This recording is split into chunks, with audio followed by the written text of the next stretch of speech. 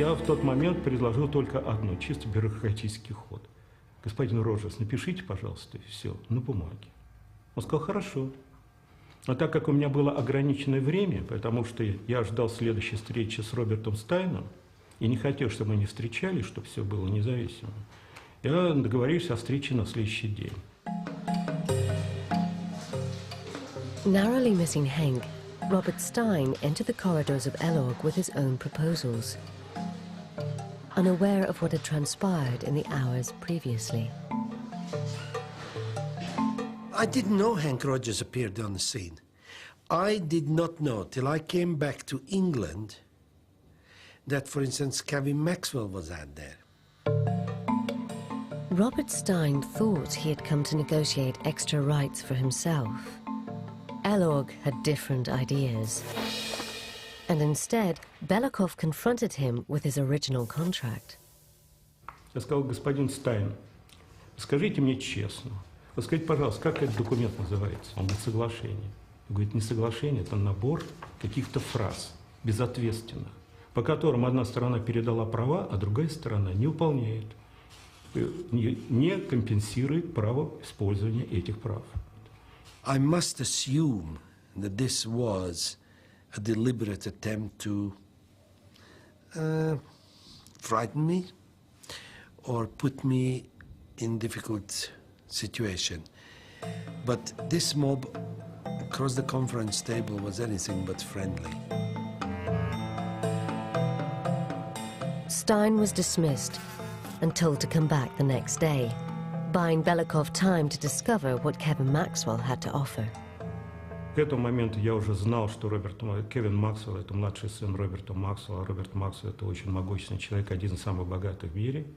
Поэтому, конечно, я был очень напряжен. Kevin Maxwell's father had very good connections within the Russian government.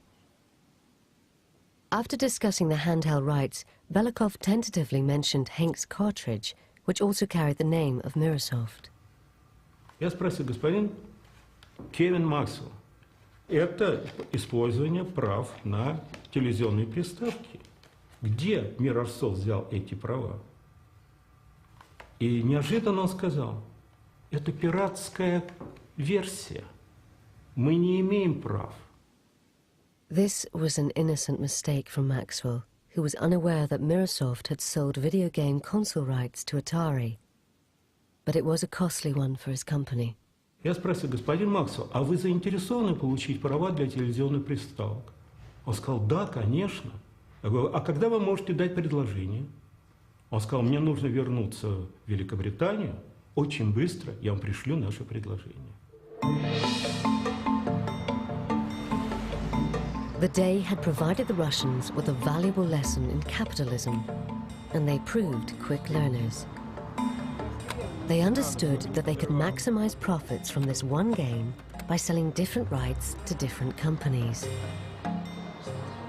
For those on the other side of the table, there was everything to play for, although one was already working an advantage. Finally, out of all this dressed and suit businessmen which kind of try to make some licenses, I've seen the guy who really likes and understands the game, and somehow we like each other almost immediately. This is Mr. Alexei Pozitlov. He is the author of Tetris. Play Tetris. Play Tetris. My friends. Okay. I made friends with Alexei immediately. He was the friend that I was looking for in Russia. You know, we got together that night and we started talking about game design. We immediately jumped into, okay, what are we going to do for Tetris 2? And, you know, we had stuff to talk about.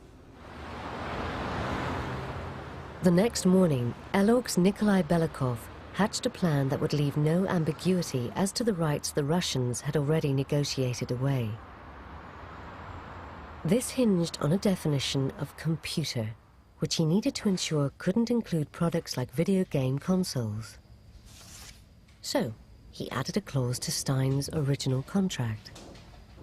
Для того, чтобы понимать, что он может что-то начать думать, зачем это нужно, я искусственно увеличил штрафные санкции за каждый день. Я знал, что это нереальные цифры. Но мне было нужно, чтобы он сконцентрировал свое внимание на этих цифрах, которые был готов, естественно, уменьшить. Belikov was a son of a bitch. The clause resulted in the exclusion of some of the products where Tetris was on, and I didn't notice it, which I will never forgive myself, so there we go. But they made it so matter of fact. Yeah, we would like you for the sake of bureaucracy. And I agreed, because I was so focused in getting what I wanted, and I forgot about watching what they wanted. Belikov dispatched Stein, bereft of rights he thought he already had, and with 2 weeks to pay them what he owed. He now faced the arrival of Henk Rogers and a decision about who to grant the handheld rights. I'm on my way to 10 o'clock appointment with LODG. Last night I composed a proposal to them about gaining the rights to handheld Tetris. We shall see. Under the old system, the decision would have been a straightforward political one. But capitalism is about taking risks. I said, well, Kevin Maxwell is the son of a very rich man, so I can't match his money, but I can give you an honest business. I will tell you exactly how much money I'm making, and you can get your share, and I'll be open. Hank shows himself very, very honest in many respects, and very reliable, as he kept his words all the time. Позиция Алексея Пажетного была за Хэнк, потому что сам Кевин Максвелл был очень, как человек очень сложный, он смотрел на всех свысока. И, конечно, Алексея Пажетова это отталкивало. Henk's direct approach paid off. Alog told him the handheld rights were his. We signed, and the big boss, Dr. Trifonov, came out and shook my hand with this iron fist, iron grip, whatever, and we signed, and it was all done. And they said, there's, Mr. Rogers, something else we'd like you to talk to you about. We would like you also to make us an offer on the console rights. Henk Rogers left Russia with the handheld rights to Tetris and the prospect of holding on to his precious console rights. But there would be a battle ahead.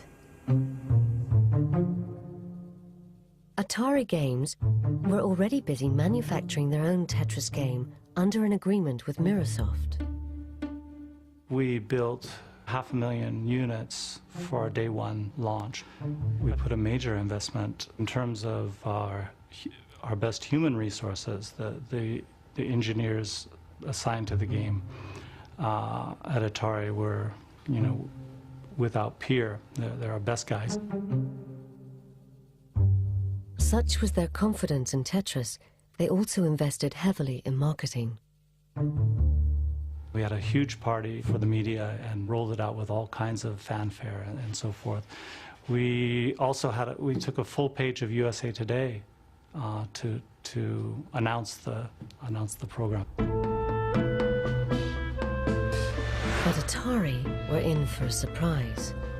In Seattle, Henk Rogers was visiting his contacts at Nintendo to offer them exclusive console rights.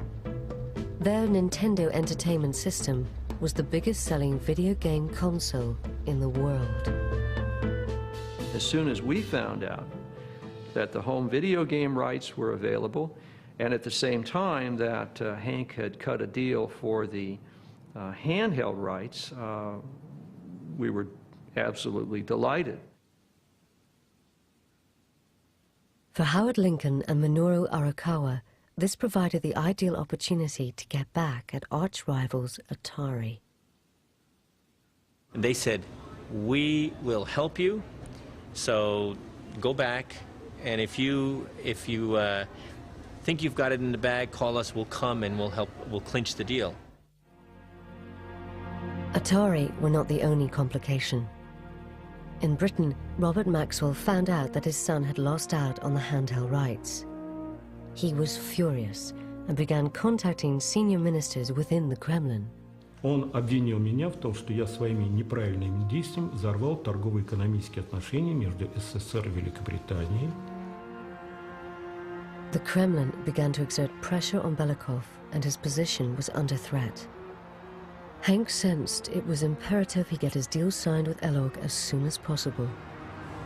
I went back to Moscow, and I asked the Russians, would it clinch the deal if I brought Mr. Arakawa and Mr. Lincoln?